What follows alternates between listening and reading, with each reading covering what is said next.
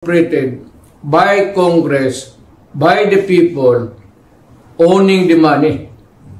So everything must be explained clear, patent, without doubt na itong pera na ito para ito sa ganito.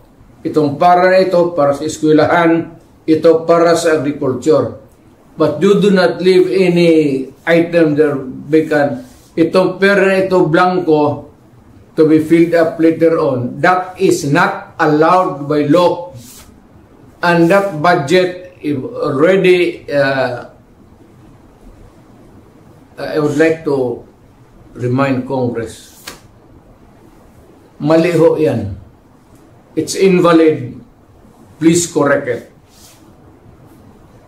Or recall the budget and demand